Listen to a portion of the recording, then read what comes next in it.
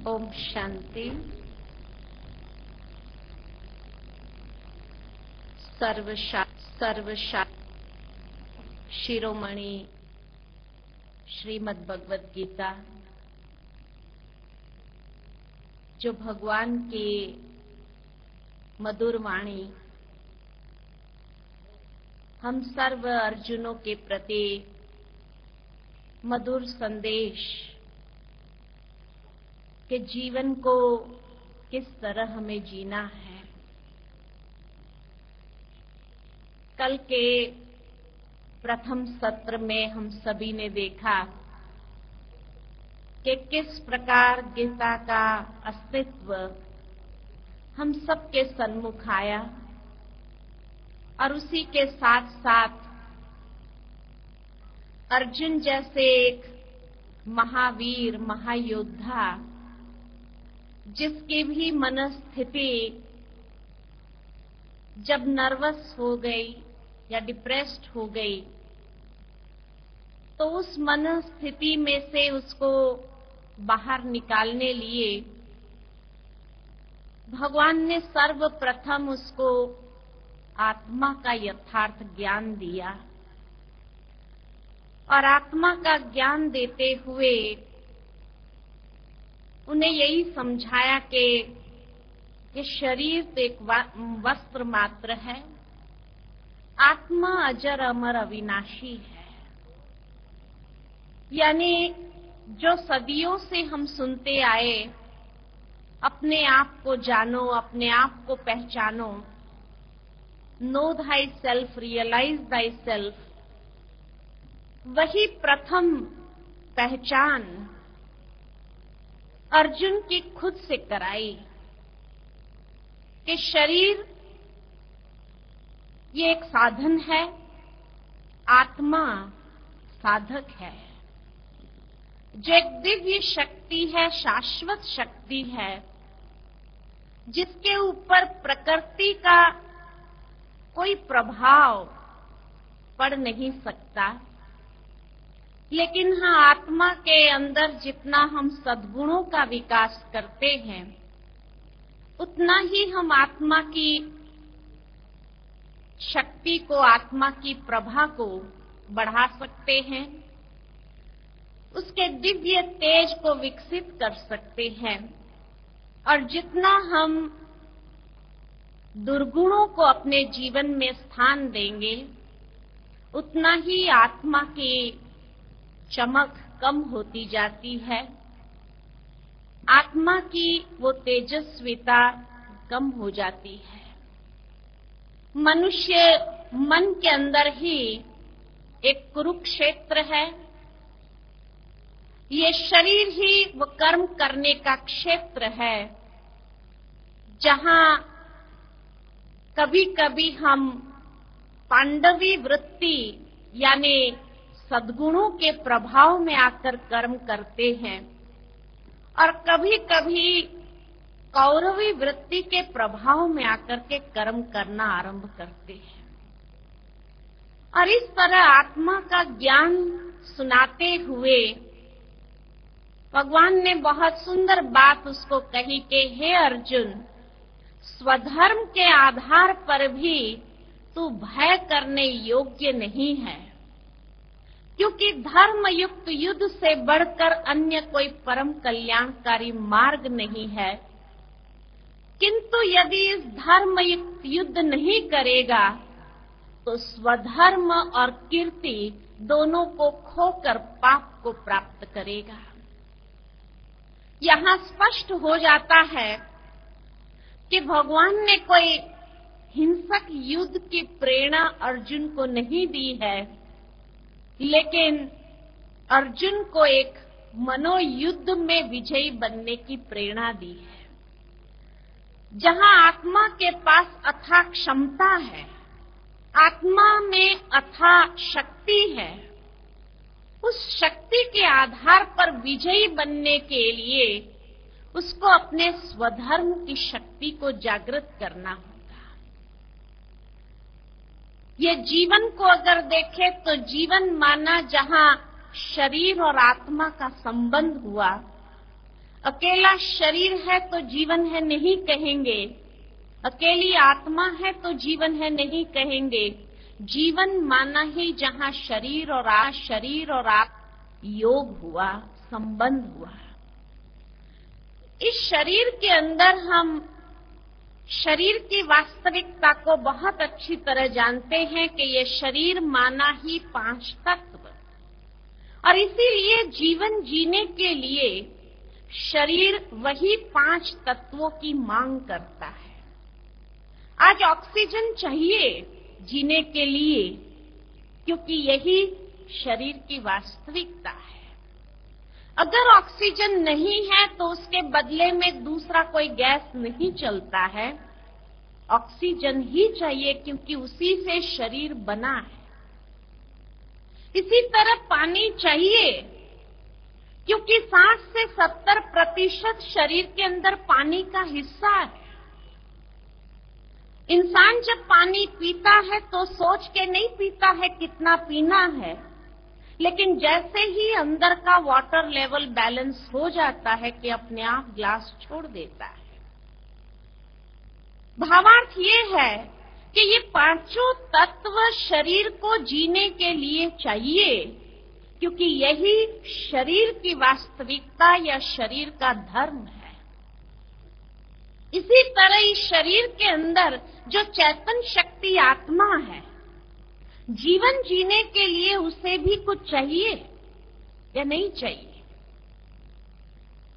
कई बार कई लोग समझते हैं आत्मा निर्लेप है, उसको कुछ नहीं चाहिए, लेकिन जीवन जीने के लिए आत्मा को भी 7 गुणों की आवश्यकता है, और इसीलिए आत्मा को कहा जाता है आत्मा सतोगुणी है, जो 7 गुणों का समूह है। कौन से गुण की आवश्यकता है जीवन जीने के लिए? तो सर्वप्रथम हर इंसान को जीवन जीने के लिए आध्यात्मिक ज्ञान चाहिए। ज्ञान क्यों चाहिए? क्योंकि मनुष्य जीवन में रहा हुआ सबसे बड़ा अज्ञान वो है अहंकार। Ego is the greatest ignorance. और इस अहंकार में जब व्यक्ति आ जाता है तो उसके संबंधों में, उसके जीवन की क्वालिटी में कितना बड़ा अंतर आ जाता है। कई मिसअंडरस्टैंडिंग्स क्रिएट होने लगती है। इसीलिए आध्यात्मिक ज्ञान जरूरी है। आज विज्ञान चरम सीमा पर है, लेकिन फिर भी आध्यात्मिक ज्ञान इसीलिए चाहिए क्योंकि आध्यात्मिक ज्ञान अज्ञान को न्यूट्रलाइज कर देता है, खत्म कर देता है। यानी जब उस अहंकार को नष्ट कर सकते हैं आध्यात्मिक ज्ञान की शक्ति से, तो आपसी संबंधों में हम एक बेटर अंडरस्टैंडिंग को डेवलप कर सकते हैं, जिससे कई प्रकार की समस्याएं जो मनुष्य के संबंधों में उत्पन्न होती है उसका समाधान हो जाता है। आध्यात्मिक ज्ञान के साथ साथ शुद्धि चाहिए, क्योंकि आत्मा का वास्तविक स्वरूप शुद्ध है, इसीलिए वो शुद्धि चाहिए।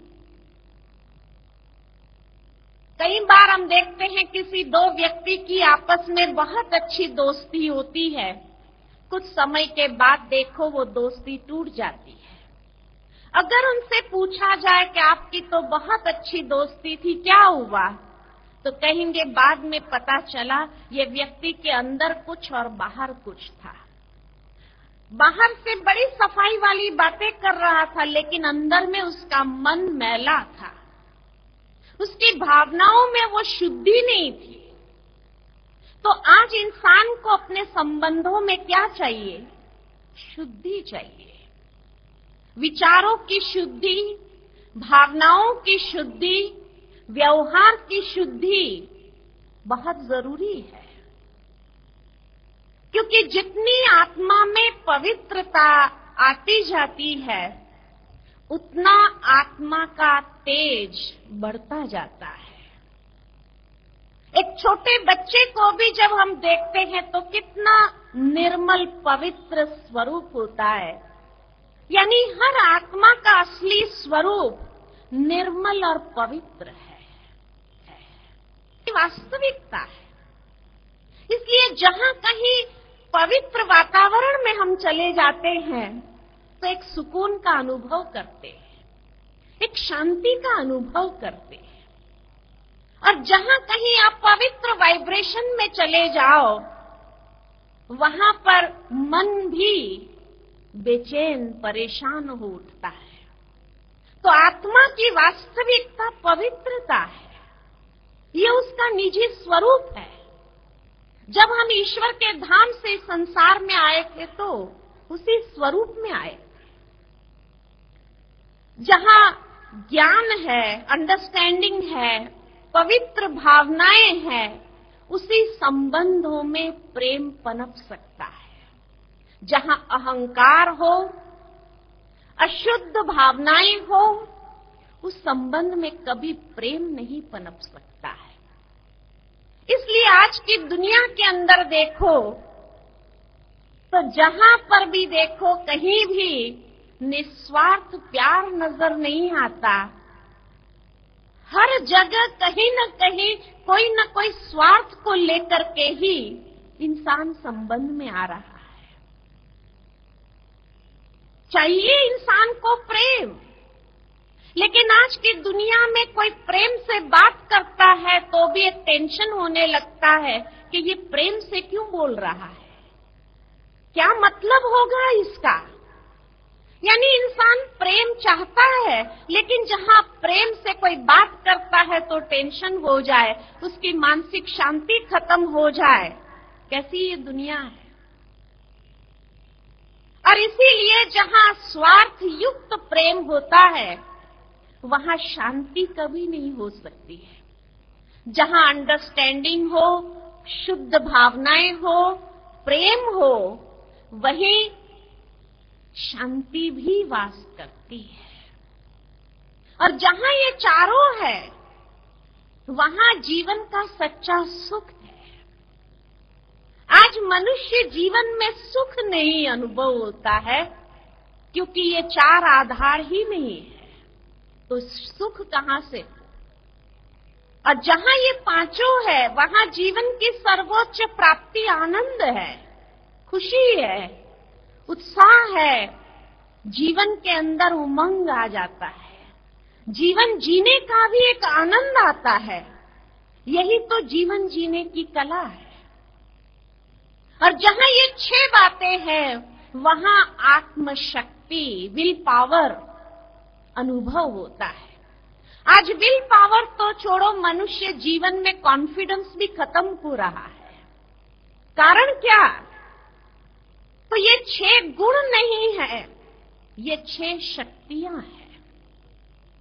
ज्ञान की शक्ति, पावर ऑफ नॉलेज, पवित्रता की शक्ति, पावर ऑफ प्यूरिटी, प्रेम की शक्ति, पावर ऑफ लव, शांति की शक्ति, पावर ऑफ पीस, ये सब शक्ति है। और जब ये शक्ति हो तब आत्मशक्ति विकसित होती है।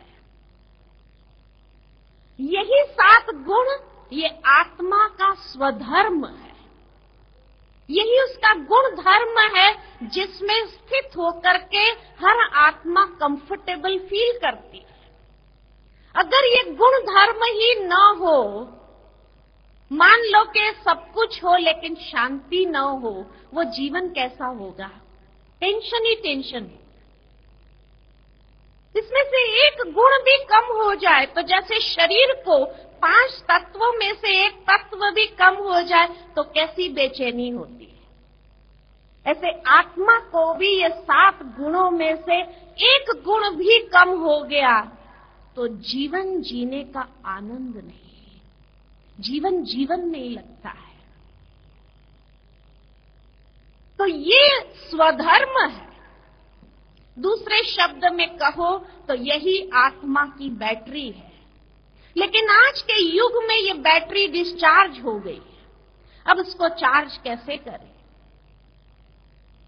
इसीलिए भगवान ने अर्जुन को कहा कि हे अर्जुन, स्वधर्म, तुम्हारे पास आत्मा में इतनी क्षमता है, ये स्वधर्म है, इतनी पोटेंशियल होने के बावजूद भी अगर तुम युद्ध नहीं करेगा तो उस संघर्ष में अपने मन को विजयी नहीं बनाएगा तो पाप लगेगा, तुम अपनी कीर्ति को भी खो देगा और पाप को प्राप्त करेगा। लेकिन ये स्वधर्म से आज इंसान बहुत दूर चला गया है। यही उसके अनादि संस्कार है जिससे हम दूर होकर के पर धर्म के लक्षणों को अपने जीवन में ले आए।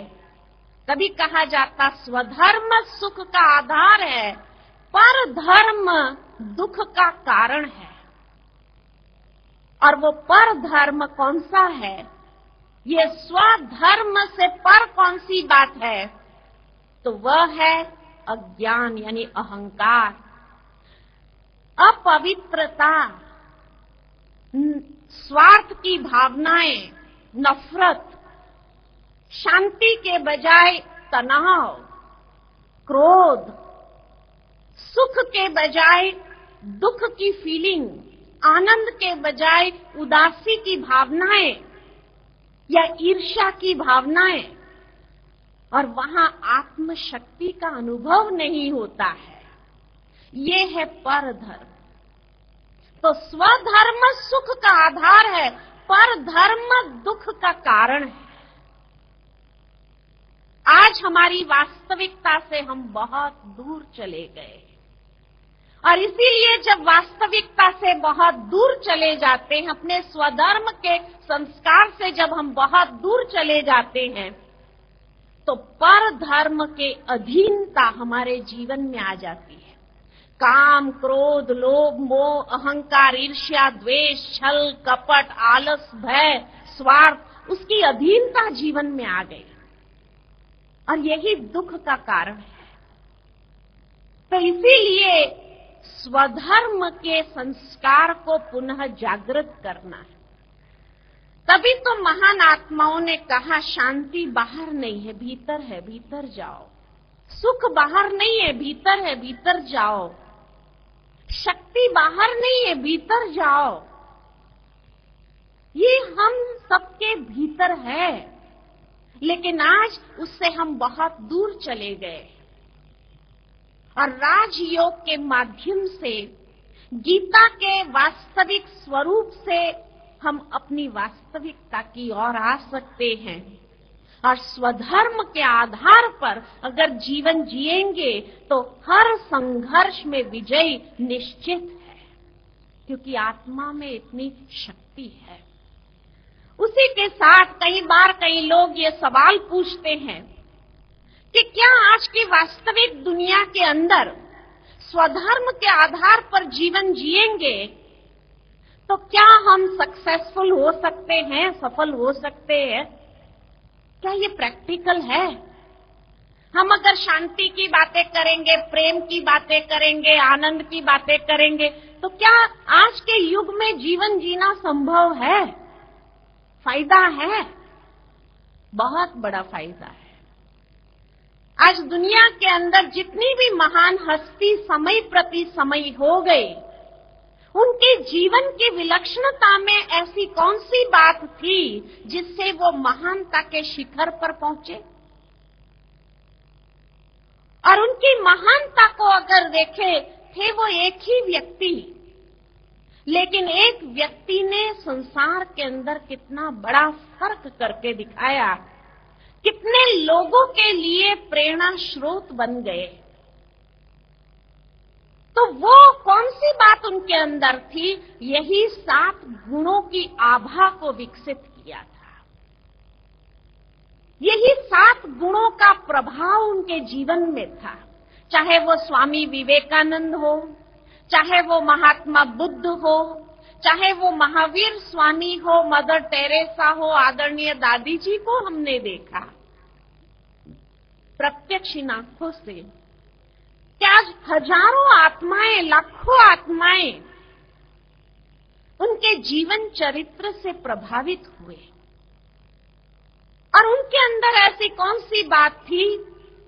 आध्यात्मिक ज्ञान था, पवित्रता की शक्ति थी, प्रेम था, शांति थी, सुख था, आनंद था और शक्ति थी, विल पावर। और उससे कौन सा जीवन के अंदर 3 बहुत बड़े फायदे होते हैं। पहला फायदा ये होता है कि हम परिस्थिति को बदल सकते हैं, परिवर्तन कर सकते हैं, परिस्थिति को अपने अनुकूल कर सकते हैं। दूसरा बहुत बड़ा फायदा होता है कि हम लोगों की मनोवृत्ति को बदल सकते हैं। और तीसरा बहुत बड़ा फायदा होता है कि हम वातावरण को परिवर्तित कर सकते हैं। कैसे? स्वामी विवेकानंद के जीवन की बात याद आती है कि जब स्वामी विवेकानंद अमेरिका चले गए, वहां गीता शास्त्र का अपमान किया गया था। सबसे नीचे गीता को रखा था, बाकी सब शास्त्र उसके ऊपर रखे थे, टॉप पर बाइबल को रखा था और भरी सभा में हंसी उड़ाई गई कि आपकी गीता आउटडेटेड हो गई, हमारी बाइबल अभी टॉप पर है। आज की दुनिया का कोई डिस्चार्ज बैटरी वाला वहां होता था तो क्या करता था? सोच सकते हैं क्या करता था? क्या करता था? हंगामा करता था, लड़ाई झगड़ा आरंभ कर देता था, खून खराबा आरंभ हो जाता था और शायद विश्व युद्ध आरंभ हो जाता था, एक धर्म युद्ध हो जाता था। परंतु स्वामी विवेकानंद डिस्चार्ज बैटरी नहीं थे। उन्होंने क्या किया? वो मुस्कुराए और उन्होंने कहा कि आपने जो गीता का सम्मान किया उसका धन्यवाद मैं कैसे करूं। लोग हंसने लगे कि इस व्यक्ति को यह भी नहीं पता है कि हमने सम्मान किया या अपमान किया। स्वामी विवेकानंद आगे बढ़े, नीचे से गीता को खींचा और जैसे ही गीता को खींचा सारे शास्त्र गिर गए। कहा आपने तो गीता को आधार बना दिया, आज अगर संसार में गीता न हो तो दुनिया का कोई धर्म, कोई शास्त्र टिक नहीं सकता है। सारी परिस्थिति बदल गई, लोग उसके पीछे पीछे चलने लग पड़े। कौन है व्यक्ति? तो चार्ज बैटरी और डिस्चार्ज बैटरी का यही अंतर है कि डिस्चार्ज बैटरी हंगामा करते हैं, चार्ज बैटरी अपने विवेक से कार्य करते हैं और परिस्थिति को अपने अनुकूल कर लेते हैं। परिस्थिति के अधीन नहीं होते हैं, परिस्थिति के ऊपर अपना अधिकार प्राप्त कर लेते हैं। आज संसार को इसी बात की आवश्यकता है कि संसार के परिस्थितियों के अधीन न हो जाए हम, लेकिन अपनी बैटरी को इतना चार्ज कर ले कि उस परिस्थिति के ऊपर अपना अधिकार प्राप्त कर ले। यही आध्यात्मिक शक्ति है।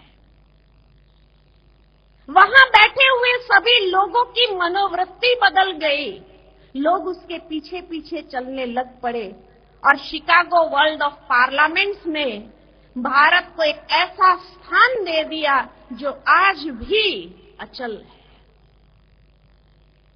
नहीं तो ये स्थान मिलना मुश्किल होता था। और टोटल वातावरण, भारत के प्रति भावनाएं जो थी वो बदलने लगी लोगों की। ठीक इसी प्रकार महात्मा बुद्ध ने क्या किया था? अंगुलीमल नाम के डाकू की मनोवृत्ति को परिवर्तित कर दिया अपनी चार्ज बैटरी के आधार पर। महावीर स्वामी जहां जंगलों में बैठते थे तपस्या करने, उनकी प्रभा इतनी चारों ओर फैलती थी कि उस प्रभा में अगर कोई हिंसक प्राणी भी आ जाता था तो वह भी अपनी हिंसक वृत्ति को छोड़कर अहिंसक हो जाता था। मदर टेरेसा को हमने देखा और आदरणीय दादी जी को देखा, पिताश्री ब्रह्मा बाबा को देखा। मुझे याद आता है पिताश्री ब्रह्मा बाबा के जीवन कहानी से वो प्रसंग कि जब उन्हें मारने के लिए कई लोगों ने एक षड्यंत्र रचा कि ये कौन व्यक्ति है जो ऐसी बातों का प्रचार करते हैं, उसको खत्म कर दो। और उसके लिए उन्होंने ऐसे व्यक्ति को जो एक नामी गुंडा था, हत्यारा था, उन्हें नियुक्त किया कि आप जाकर के इस व्यक्ति को खत्म कर दो। जब वो मारने के लिए आया, पिताश्री ब्रह्मा बाबा को बहुत प्यार से उनका सत्कार करके उनको स्थान दिया पिताश्री जी ने। और जैसे ही उसने मौका देख करके अपने हथियार निकाले मारने के लिए, उन्हें वहां पर अपने इष्ट का साक्षात्कार हुआ। और इसका साक्षात्कार होते ही उसके मन के अंदर की भावनाओं में ऐसा परिवर्तन आ गया और उसके मन में यही भावना आई कि इनको हम मार नहीं सकते। और इसी के साथ साथ एक बार पिताश्री जी बैठे थे जंगलों में तपस्या करने के लिए, माउंट आबू की पहाड़ियों में। एक बहुत जहरीला सांप आकर के पिताश्री जी के पैरों के साथ लपेट गया। जैसे ही लोगों ने देखा, उठे कि अरे सांप है, पिताश्री जी ने इशारा किया, कुछ नहीं करेगा ये, इसमें भी एक आत्मा है। ये आत्मा कभी भी वार नहीं करती जब तक उनको कोई खतरा महसूस होता है। और जैसे ये कहा और इतनी स्नेह की दृष्टि उस सांप के ऊपर भी डाली, इतना सहज रीति वो पैर छोड़ करके चला गया जंगलों में वापस। भावार्थ ये कि ये महान आत्माओं के जीवन के अंदर, जिसको आज हम चमत्कार कहते हैं, ये चमत्कार नहीं होते हैं, लेकिन ये उनकी चार्ज बैटरी का प्रभाव होता है। वो भी थे तो इसी दुनिया के इंसान, और आज हम भी इसी दुनिया के इंसान हैं। अगर वो अपनी बैटरी को चार्ज करे और ऐसे चमत्कारिक चीजें दिखा सकते हैं, यानी परिस्थिति के ऊपर अपना अधिकार प्राप्त कर सकते हैं, तो क्या हम नहीं कर सकते? क्यों नहीं कर सकते? यही स्वधर्म की शक्ति को जागृत करने की आवश्यकता है, और नित्य हर कर्म में ये जागृति बनी रहे। बहुत सुंदर एक कहानी याद आती है यहां पर कि एक बार एक गुरु थे और उनका एक शिष्य था। गुरु के मन में ये भावना आई कि मैं कुछ समय के लिए हिमालय पर जाकर के गहन तपस्या करूं। तो उसने अपने शिष्य को बुलाकर कहा कि मैं हिमालय पर जाकर के गहन तपस्या करना चाहता हूं, और मैं समझता हूं कि जब तक मैं जाऊं तब तक ये आश्रम की संभाल तुम करो और उसका ध्यान रखो। गुरुजी ने कहा कि मैं परसों सुबह सुबह निकल जाऊंगा, कल का दिन है, अगर तुम फिर भी कुछ पूछना चाहो तो मैं कल का दिन हूं, लेकिन याद रहे कि कल का दिन मेरा मौन का है। फिर भी अगर तुम कुछ पूछना चाहो तो लिख करके पूछ सकते हो, मैं जवाब दूंगा। गुरुजी अपने मौन की अवस्था में थे। दूसरे दिन सुबह जब शिष्य जागा और जैसे ही अपने नित्य क्रम से फारिग हुआ, तो उसको विचार आया कि कम से कम मैं गुरुजी को इतना तो पूछ लूं कि उनके पीछे आश्रम को चलाने में मुझे कौन सी बातों का ख्याल रखना चाहिए जिससे कहीं मुझसे गड़बड़ न हो।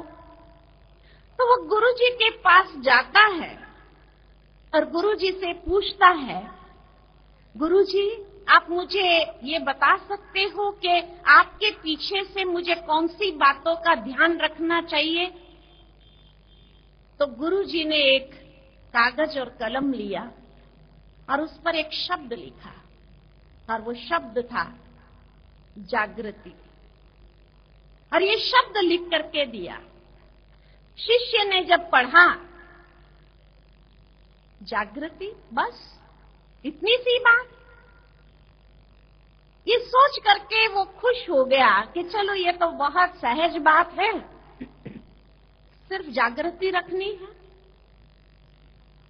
बाहर जैसे निकला, वो कागज को बार बार देखता रहा और उसके मन के अंदर फिर प्रश्न उठा, लेकिन गुरुजी ने बस एक ही शब्द लिखा, कुछ आगे पीछे कुछ लिखा ही नहीं। तो वो फिर गुरुजी के पास जाता है और पूछता है, गुरुजी कुछ आगे कुछ पीछे भी तो लिख करके दो, ये शब्द को डिफाइन करिए, आप उसकी व्याख्या करिए। गुरुजी ने फिर वो कागज लिया, एक शब्द आगे लिखा, एक शब्द पीछे लिखा, और वो दोनों शब्द थे जागृति। जागृति, जागृति, जागृति। शिष्य को जब वो कागज मिला, फिर उसने पढ़ा, बस जागृति, इतनी सी बात है, ये तो मैं कर सकता हूं, कोई बड़ी बात नहीं है। खुश होकर के बाहर निकला, बार बार वो शब्दों को देखता रहा, जागृति, जागृति, जागृति, लेकिन उसकी बुद्धि इतनी विकसित नहीं हुई थी आध्यात्मिकता में। तो फिर उसके मन में प्रश्न आया कि जागृति, जागृति, जागृति मतलब क्या? वो और कंफ्यूज हो गया। फिर गुरुजी के पास जाता है और पूछता है, गुरुजी जागृति, जागृति, जागृति का मतलब क्या? गुरुजी ने फिर वो कागज लिया और फिर एक शब्द और जोड़ दिया, जागृति, जागृति, जागृति इज इक्वल टू जागृति।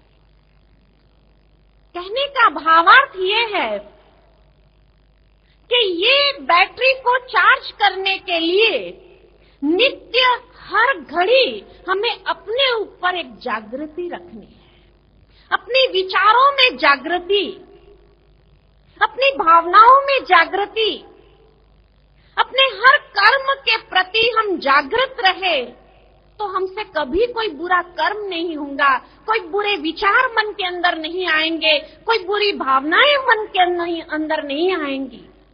जब इतना जागृति हम अपने ऊपर रखेंगे, तब हम अपने अंदर की शक्ति को विकसित करके बाहर ला सकते हैं। आत्मा में अथाह शक्ति और क्षमता जो है, उसको बाहर लाने का तरीका ही यह है।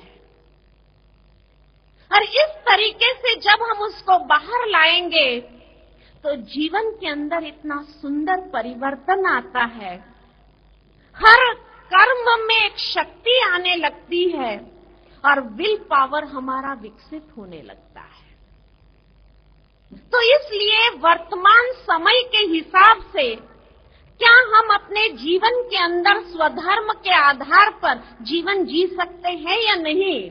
बहुत अच्छी तरह से जी सकते हैं। और इसीलिए भगवान को अर्जुन को भी यही स्वधर्म की शक्ति को जागृत करने लिए कहा, जिससे उसकी नर्वसनेस, उसकी डिप्रेशन की स्थिति दूर हो सकती है। और आगे यही कहा, यदि तुम युद्ध में मरोगे, यानी संघर्ष में अगर खत्म भी हो गए, तो भी तुम स्वर्ग में राज्य प्राप्त करोगे। और युद्ध में अगर जीतोगे तो पृथ्वी के ऊपर स्वराज्य भोगोगे, स्वराज्य, अपनी सर्व इंद्रियों के ऊपर राज्य प्राप्त करोगे। यह युद्ध आसुरी और दैवी संस्कारों के बीच होता है। यदि कोई व्यक्ति अपने आसुरी संस्कारों को जीत लेता है, तो वह स्वर्ग में भी देव पद को प्राप्त कर लेता है।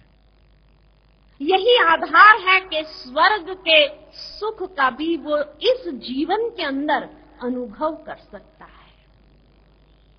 ये भगवान ने प्रेरणा दी। बाकी अगर हिंसक युद्ध की ही प्रेरणा देते थे, तो आज की दुनिया के मनुष्य अगर हिंसा कर रहे हैं, तो उसमें और भगवान में क्या अंतर हो जाएगा? परमात्मा, भगवान उसी का नाम है जो मनुष्य के अंदर की बुराइयों को भी खत्म कर दे और उसको खत्म करने की ही प्रेरणा दे। और फिर इसी स्वधर्म के आधार पर कर्म करने की बात को समझाते हुए सच्चा कर्म योगी जीवन हम कैसे अपना बना सकते हैं, उसकी विशेषताएं क्या होती है, इसको स्पष्ट कर्म योगी हम बनना चाहते हैं। भगवान ने कहीं भी अर्जुन को ये नहीं कहा कि तुम अपना गृहस्थ छोड़ दो, तुम अपनी जिम्मेवारियों को छोड़ दो, तुम अपने कर्तव्य को छोड़ दो। नहीं, यानी घर गृहस्थ में रहते हुए कर्म योगी बन सकते हैं, अपनी जिम्मेवारियों को निभाते हुए, अपने कर्तव्य को निभाते हुए कर्म योगी बन सकते हैं और ही बहुत सुंदर कर्म योगी जीवन हो जाएगा। और उसकी विशेषता को बताते हुए यही कहा कि स्वधर्म के आधार पर किया गया कर्म ऐसा श्रेष्ठ कर्म है जिससे तुम कर्मों के बंधनों से छूट जाएगा। क्योंकि अगर कोई व्यक्ति शांति, प्रेम, आनंद के आधार से कर्म करता है तो वो बंधन नहीं बनता है, वो बंधनों से छुड़ाने वाला होता है।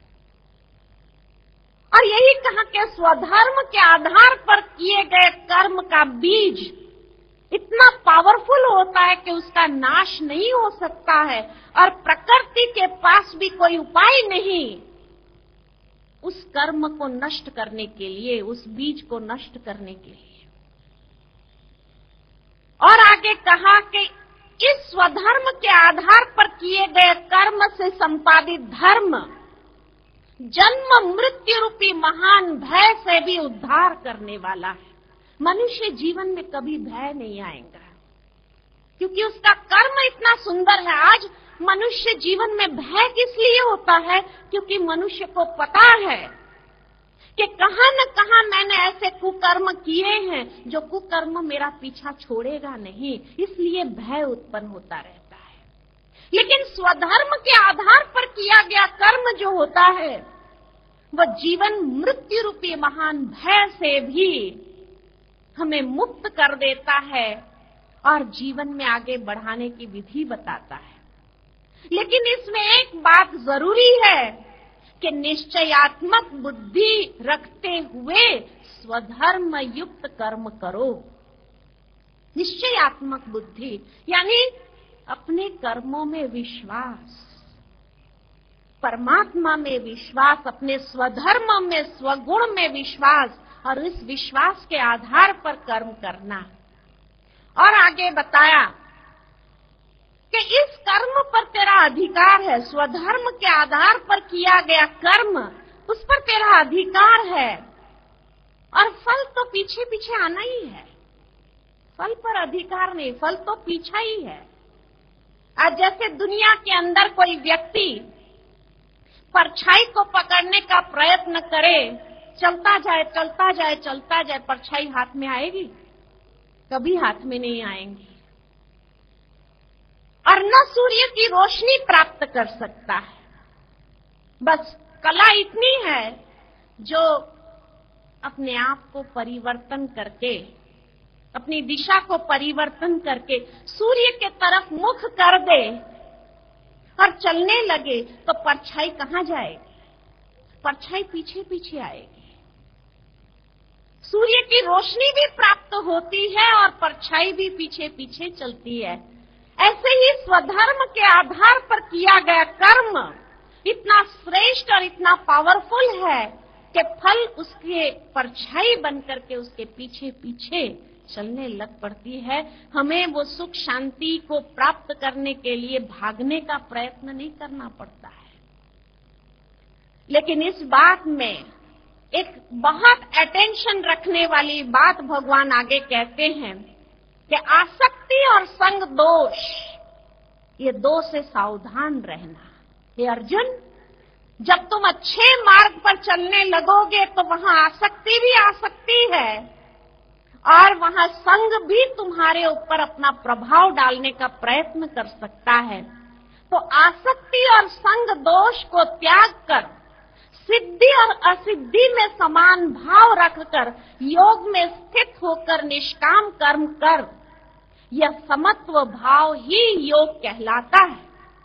यही हमारे जीवन को संतुलित रख देगा, हमारी मनस्थिति को संतुलित रखेगा कि कैसी भी परिस्थिति आ जाए लेकिन हम उसमें विचलित नहीं होंगे, बहुत सुंदर अपने जीवन में अनुभव कर पाएंगे। और आगे कहा कि समत्व बुद्धि के का आचरण कौशल ही योग है। ये जीवन में आवश्यक है। ये विचलित बुद्धि जिस समय समाधि में स्थिर हो जाएगी तब तुम योग की पराकाष्ठा अमृत पद को प्राप्त हो जाओगे। ये सातों गुणों को जितना हम विकसित करते जाते हैं उतना अपने चारों ओर एक ऐसी प्रभा को विकसित करते हैं कि जब ध्यान में बैठते हैं तो सहज ही सिद्ध स्वरूप स्थिति को प्राप्त करना आसान हो जाता है। तो ये है कर्म योगी जीवन बनने का आधार और उसकी विशेषताएं। और उसके बाद भगवान ने स्थिर बुद्धि पुरुष के लक्षण बताए कि स्थिर बुद्धि या स्थित प्रज्ञ किसको कहा जाता है। प्रज्ञ यानी बुद्धि। तो स्थित प्रज्ञ किसको कहा जाता है? तो स्थित प्रज्ञ माना और उसके लक्षण क्या होते हैं? तो भगवान ने कहा जब मनुष्य मन में स्थित संपूर्ण आसक्तियों को त्याग देता है तब वह आत्मा से ही आत्मा में संतुष्ट हुआ स्थिर बुद्धि वाला कहा जाता है। ऐसा आत्म तृप्त महापुरुष ही स्थित प्रज्ञ है। कहने का भावार्थ कि आंतरिक मनस्थिति संतुष्टता वाली होनी चाहिए। अगर आत्म संतुष्टि नहीं है जीवन के अंदर और हमेशा एक नित्य भाव में यही रहता है कैसे मैं सब कुछ प्राप्त करूं और इसी के पीछे दौड़ता रहता है, तो वो कभी स्थिर बुद्धि हो नहीं सकता है। लेकिन जिसमें आत्म संतुष्टि आती है, जितनी आत्मा की शक्ति को विकसित करो तो ये सातों गुण जब आ जाते हैं तो उसका परिणाम है संतुष्टता। और संतुष्ट नर सदा सुखी, यही कहा गया है। उसके जैसी श्रेष्ठ स्थिति और किसी की नहीं है। जिस प्रकार एक प्यासे को जब पानी मिल जाता है तो तृप्त हो जाता है, एक भूखे को जब भोजन मिल जाता है तो तृप्त अवस्था हो जाती है, ऐसे ही आत्मा को जब सातों गुण प्राप्त हो जाते हैं, उपलब्ध हो जाते हैं, तो वो आत्मा में ही आत्मा से संतुष्ट हो जाता है और वो व्यक्ति स्थित प्रज्ञ बन जाता है। फिर आगे बताया कि वो व्यक्ति कछुए की तरह होता है जो अपनी कर्मेंद्रियों को समेटकर उन्हें इंद्रिय विषयक रचनाओं से हटाना जानता है। वही स्थित प्रज्ञ है। और जितना ही आसक्तियों में मनुष्य फंसा होता है उतना ही वो स्थित प्रज्ञ नहीं हो सकता है। भावार्थ ये है कि जैसे कछुआ अपना कर्म भी करता है और अपनी इंद्रियों को विस्तार भी करता है, लेकिन जहां खतरा महसूस होता है तो अपनी इंद्रियों को संकीर्ण लेता है, सेफ हो जाता है, यानी समेटने की शक्ति उसके अंदर आ जाती है। ठीक इसी तरह जब कर्म करना है तो हम अपनी इंद्रियों को विस्तार में लाए कर्म भी करें, लेकिन जहां अगर ये महसूस हुआ कि ये आसक्ति मुझे कोई न कोई प्रकार के बुराइयों में फंसाएगी तो अपनी इंद्रियों को समेट लो। यानी समेटने की शक्ति और अंतर्मुखता की धारणा ये आत्म अनुभूति की ओर हमें ले चलती है। कर्म योगी बनते हुए भी, अपनी जिम्मेवारियों को निभाते हुए भी हम स्थित प्रज्ञ बन सकते हैं। आगे और भगवान ने कहा कि जिस प्रकार तेज हवा पानी पर तैर रही किश्ती को बहाकर ले जाती है, उसी प्रकार कर्मेंद्रिय के वशीभूत मन उसके विवेक को हर लेती है। जिस व्यक्ति का अपनी इंद्रियों पर अधिकार होता है वह स्थित प्रज्ञ कहलाता है, यानी सेल्फ डिसिप्लिन करना जिसको आता है। जितना व्यक्ति सेल्फ डिसिप्लिन अपनी इंद्रियों के ऊपर अपना अधिकार प्राप्त कर लेता है वो स्थित प्रज्ञ हो सकता है, यानी उसकी बुद्धि विचलित नहीं होती है। अपनी कर्मेंद्रिय पर राज्य करने वाला ही अविनाशी ईश्वरीय ज्ञान को धारण कर सकता है, और एक बार धारण किया हुआ ज्ञान फिर सदा शाश्वत रूप में अंदर समाया हुआ रहता है। हमारे मन को विचलित नहीं करता है ज्ञान, हमको सेल्फ डिसिप्लिन को ले आने में मदद करता है, हमारे विवेक को अच्छी तरह शार्पन करता है। बहुत सुंदर एक कहानी याद आती है कि एक बार एक लड़का था और उस लड़के को कुछ काम चाहिए था। वो काम की तलाश में भटक रहा था, जगह जगह जाके पूछता था कहीं मुझे काम मिले। किसी व्यक्ति ने उसको बताया फलाने सेठ के पास चले जाओ, वो तुम्हें काम देगा। वो उसके पास चला गया और वहां जाने के बाद उसने सेठ जी से विनती की, आप मुझे काम दे सकते हैं? सेठ जी ने पूछा तुम क्या काम कर सकते हो? क्या कुछ भी कर सकता। सेठ जी के पास बड़ा भारी लकड़े का स्टॉक था। वो उस व्यक्ति को कहने लगे देखो ये लकड़े काटने हैं, क्या काट दूंगा। तो कहा ठीक है, सुबह इतने बजे आने का, इतने बजे जाने का, सारा दिन लकड़ा काटने का। क्या काटूंगा। और उसने काटना आरंभ किया लकड़े। दिन के अंत में सेठ जी ने देखा तो 25 लकड़े कट गए थे। बड़े खुश हो गए, अच्छी तेरे पास तो शक्ति है काटने की। कहा ठीक है, तुम आज से काम पर आ जाओ, रोज आकर के तुम्हें लकड़े काटने हैं।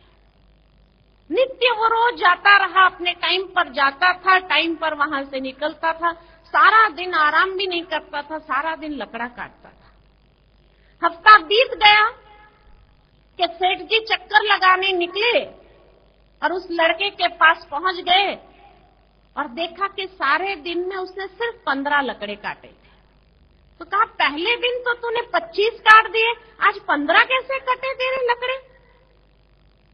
तो लड़का कहने लगा सेठ जी यही मैं भी समझ नहीं पा रहा हूं, पहले दिन तो मैंने 25 काट दिए थे, लेकिन आज पता नहीं सारा दिन मैं लकड़ा काटता हूं, आराम भी नहीं करता।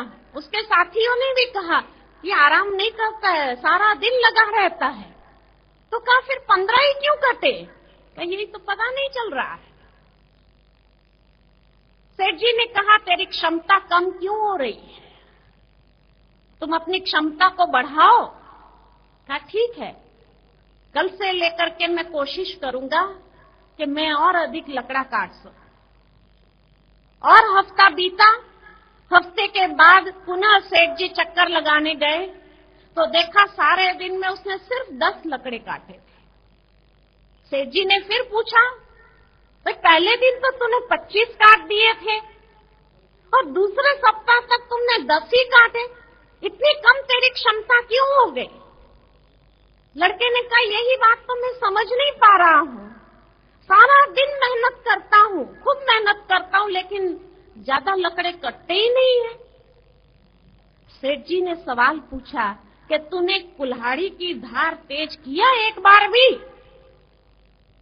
तो लड़का कहने लगा सेठ जी टाइम कब मिलता है, सारा दिन तो लकड़ा काटता हूं, टाइम कब मिलता है जो मैं लकड़े की धार को तेज, कुल्हाड़ी की धार तेज करूं।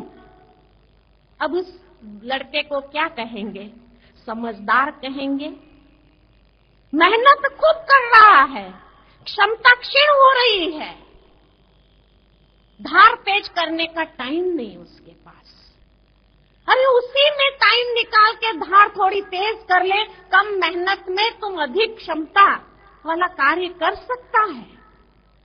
लेकिन ये बात उसकी बुद्धि में बैठती नहीं थी। ठीक इसी प्रकार आज की दुनिया के मनुष्य है कि सारा दिन कार्य करते हैं और कार्य में इतने व्यस्त रहते हैं, लेकिन जब उनको कहो कि तुम अपनी बुद्धि की धार को तेज करने के लिए थोड़ा ज्ञान अमृत का पान करो, तो क्या कहते? टाइम नहीं। टाइम मिलेगा तो आएंगे जरूर सुनने के लिए, टाइम मिलेगा तो हम करेंगे। अरे उसी में से ही टाइम निकालो और बुद्धि की धार को तेज कर दो। जब बुद्धि की धार ज्ञान के आधार से तेज हो जाती है, विवेक शक्ति बढ़ जाती है, तो आंतरिक क्षमता भी बढ़ती है और कम समय में अधिक कर सकते हैं। लेकिन वही लड़के वाले मनोस्थिति, टाइम मिलेगा तो करेंगे, और टाइम तो सारी जिंदगी मिलने वाला नहीं। मिलेगा टाइम? क्या कहेंगे? टाइम मिलेगा? भगवान अगर ये 24 घंटे का 25 घंटा बना के दे देवे ना, कि चलो 1 घंटा एक्स्ट्रा बना दिया तुम्हारे लिए, तो भी मनुष्य क्या कहेगा? फिर भी टाइम नहीं। वहां पता नहीं कहां चला जाएगा वो टाइम। तो इसलिए कहा कि एक बार ज्ञान को जिसने धारण किया, वो सदा अपनी बुद्धि को ऐसी तीव्र तेज कर देता है कि सदा शाश्वत रूप में अपने अंदर रहता है।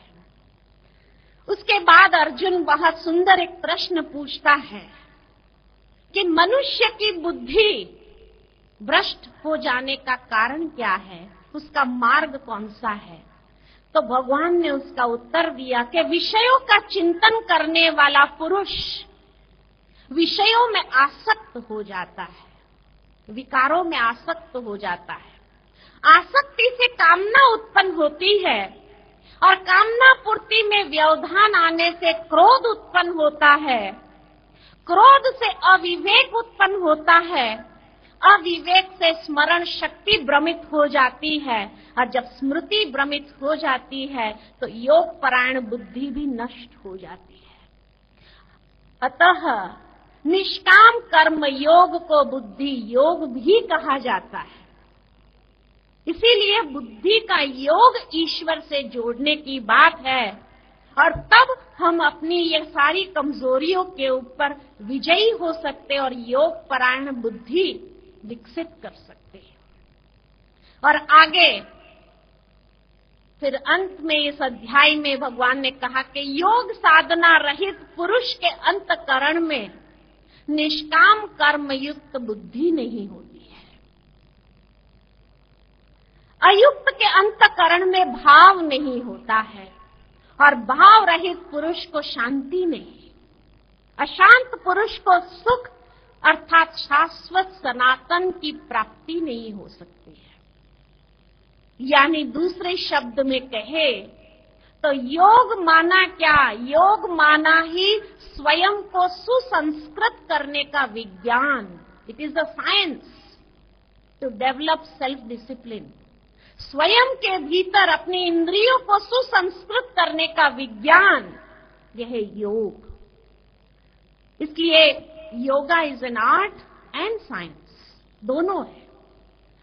विज्ञान क्यों कहा गया? क्योंकि जहां पर लॉजिकली हर बात को समझाया जाता है, स्टेप बाय स्टेप उसको क्लियर किया जाता है, और भगवान ने अर्जुन को हर बात इतनी लॉजिकली एक्सप्लेन किया हुआ है, स्पष्ट किया है, तब अर्जुन का वो अज्ञान दूर होता है।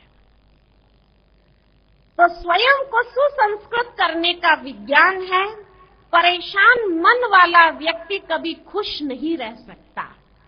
अपनी आत्म उन्नति के प्रति उदासीन रहने वाला व्यक्ति वास्तव में अपने ही विनाश के मार्ग पर वो आगे बढ़ता है।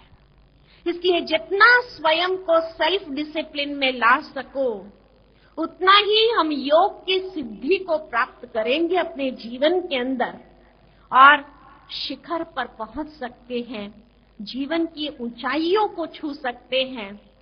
ये अनुभव है। और इस अनुभव के आधार पर भगवान ने यहाँ दूसरा अध्याय समाप्त किया।